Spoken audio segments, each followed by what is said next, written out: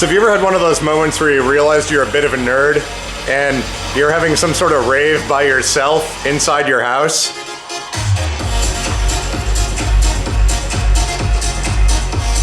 It made me smile. That's all that matters, right?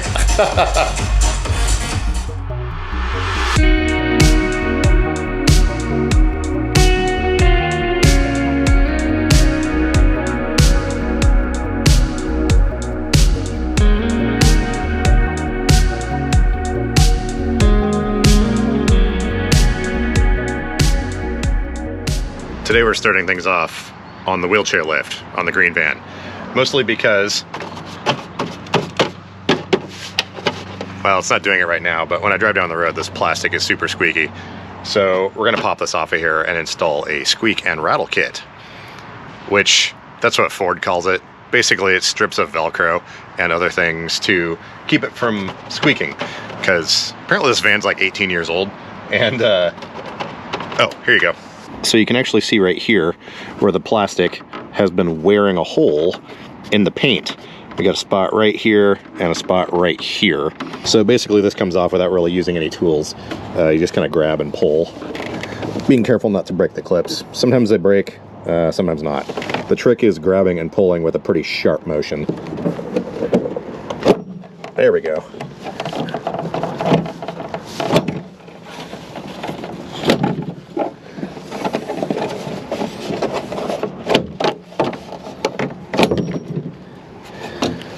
Alright, and it looks like,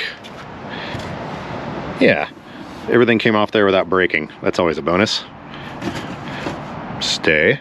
So basically they're just held in with these little clips here, which apparently are loose, which doesn't help. You can see here, if you look at the paint, there's some wear marks. Yeah, it looks like 3 out of 4 of them have become loose over time. But yeah, you can see here where we've got the wear marks on the paint, and that's what causes our squeaking noises. Among other things, in a past life, I worked for Ford doing drivability, wind noise, water leaks, squeaks and rattles. And I kind of got to the point where I didn't care about squeaks and rattles. People come in with their StarCraft conversion vans and be like, oh, the TV squeaks when I hit a bump turning left on Thursdays when it's not raining. Usually those people had to wait a while. But Fords are somewhat notorious for plastic squeaking, especially when they get older. Apparently that's on the floor now. But yeah, like,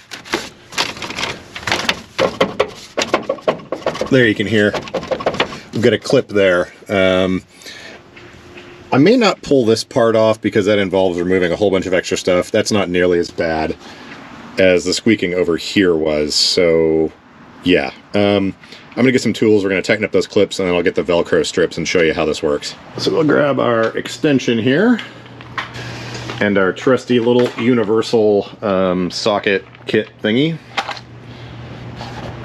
Now where did I put the Velcro? I remember seeing it. I saw it yesterday, actually. And I remember filing it somewhere where I would know where it was. Like somewhere safe, but I forget where that is now. Hang on. Okay, so I found it. Turns out, though, it's not what I thought it was. I normally keep a bunch of the adhesive back stuff for this exact purpose, but this is more like cable tie stuff. So what we're gonna do is use the hot glue gun to attach it to the door in those spots where the panels are squeaking, and then we'll put this on top of it, put it all back together. You'll be able to see it poking out from the edge a little bit, but I don't really care. I just don't want the squeaking anymore. Okay, glue gun is heating up. We'll put that right there. And then I believe these are 10 millimeter. Oop. No, they're not. They're like 7/16 or something fancy, or 11/32. Yeah, 11/32. Fancy, Ford. All right, so we'll get these things tightened up. Those are pretty loose. Wow, that makes me think that they never got tightened at the factory. Okay, now we're gonna cut some strips of this stuff. So it looks like about that long should do. A little bit of glue on here.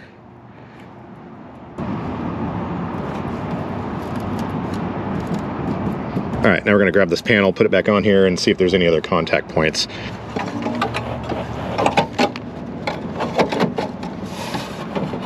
And same thing for reinstalling. You want to do a quick sharp motion. Make sure your clips are lined up, and then just give it a quick open palm.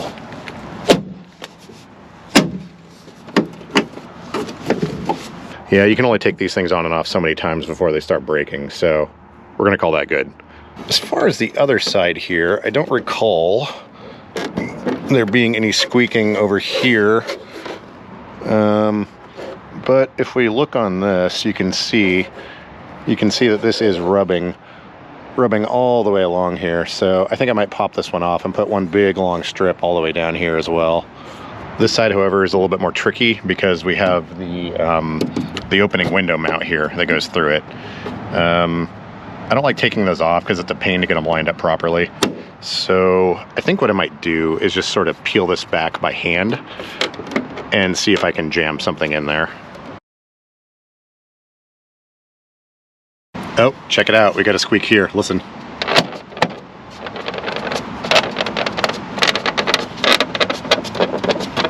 Now, if this was a customer vehicle, I would have actually glued this in, but since it's mine and I don't care, I just jammed it in there and then snapped the clips back down, and that's gonna hold in place just fine. So we can probably turn this thing off. Yeah, and see all along here, we've got wear marks on the paint all the way up and down here. So I'm just gonna do the same thing. I'll pop it back a little bit, slip a piece in there, and then just reattach the clips, and we'll call it good. So there you go. Quick and dirty squeak and or rattle fixes on a 2002 Ford Econoline Super Duty. Yeah, we've got some mail. Let's go inside. All right, so here we have a box. Someone sent me a box of Permobile parts. So let's see what we got here. Nice choice on the duct tape. This kind of reminds me of like a gaff tape or something like that. Oh, one of my bulbs quit working. So I just realized that all of the boxes that are inside here has his actual address on them. So I won't be pointing the camera down there. Yeah, we've got a joystick, circuit breaker, looks like an ICS switch box, another box full of all the wiring and stuff. And then this one here, ooh, this is heavy. I bet this is the main controller. Hang on, let me set this camera down. Now the question is this a 90 amp or 120 amp RNet controller? It is, boom, 120 amp, sweet. So I was just realizing, a long time ago I took apart one of these controllers and just took some pictures, but I've never made a video about it. So I think we're gonna take this apart and show you what the inside of an RNet 120 amp controller looks like, and compare it to one of the 80-90 amp ones. I've got one of those sitting around, so it'll be interesting to compare what the differences are inside of these things. Then we've got an ICS module, multiplexer, digital to analog converter for the seat lift, and a bag of bolts. Sweet. Thank you, sir, for all this. Oh, that reminds me. I need to pay you for the shipping. I will do that. I think, wasn't this like 80 bucks or something to send this box across country? But yeah, this is, let's see, I think all the address labels are out of the way. But yeah, we've got pretty much everything from an M300 here. So there's a couple of chairs I was needing parts here for, and actually also, maybe I'll use this for a test bench. That was actually something I wanted to set up. Get another one of those Rubbermaid carts and basically bolt a controller, joystick, all that stuff to it with some batteries. That way I can test motors and do other things like that. Maybe that's what we'll do here. Although I should probably use a 90 amp controller because the 120 amp ones are pretty sought after, and there's another chair that I immediately want to put this into. But anyways, we'll figure all that out. Thanks for the stuff.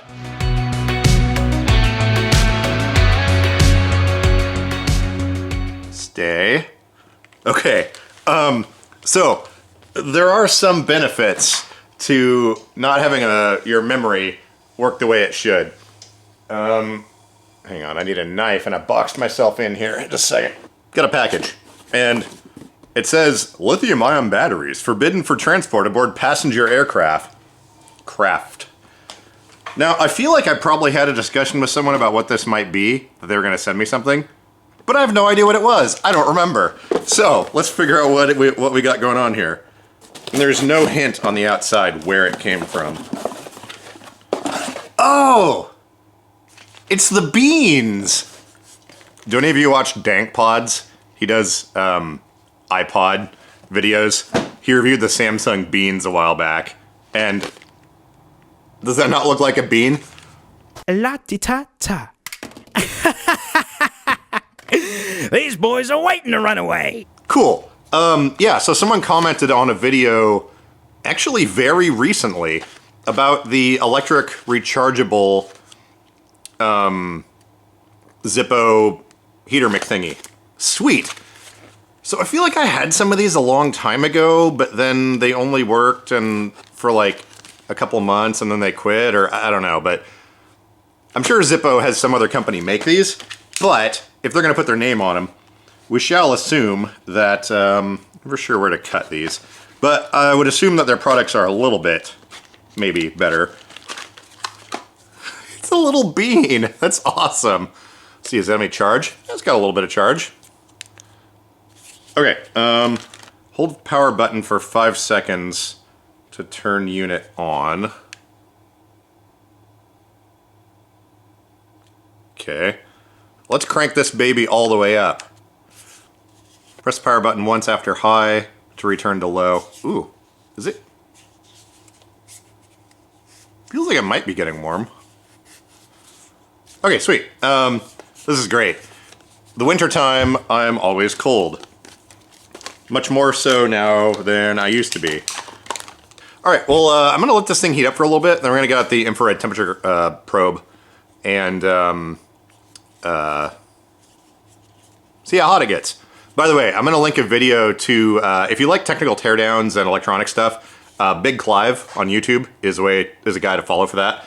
I'm gonna link a video down below where he took apart one of these hand warmers that was a little bit dodgy, to use his nomenclature. But yeah, it's really interesting to see how these works, if nothing else, so check out that video. Okay, let's check in with our magic bean. Okay, so I think the heater is on one side, which is probably good for the life of the lithium batteries. Looks like we're at 92 degrees freedom. Wow. The year 2020 makes that joke even seem like it might be taboo. Yeah, so it's about 92, 93. And the other side, oh, maybe there is. I can't tell if the heat's coming out the other side as well. The other side's about 84 degrees. But yeah, this is gonna be great. Be able to put this in your pocket or whatever and stay warm. Thank you for sending it. That is awesome.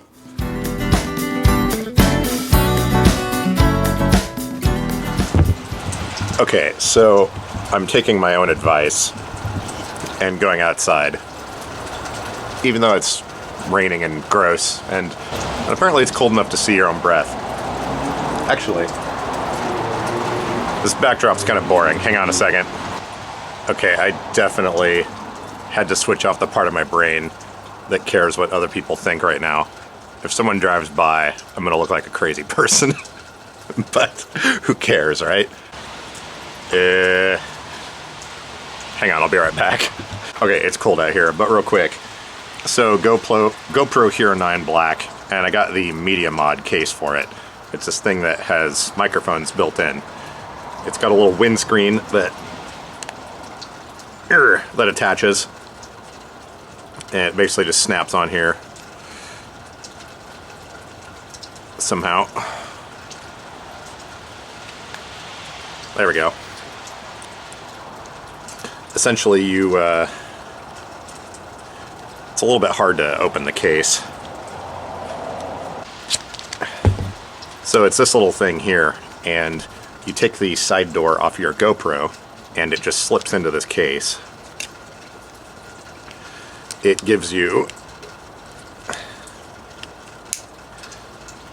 an external, internal pair of microphones. There's one on the front and one on the back. The only annoying thing about it is you have to stop recording and switch cameras with on-screen menus to switch back and forth, but it has been working out pretty well recently. If you compare the audio side by side from this versus the camera's onboard microphones, compared side by side, these aren't going to sound as good. But the whole idea with having directional microphones is that you want to isolate noise.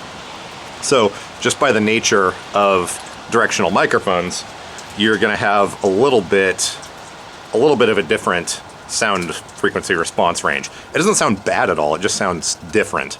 But anyways, I've been using this thing for maybe a week or so now. It's a little bit obnoxious to get on and off the camera, but at least when it's on here, you've got extra ports on the back now.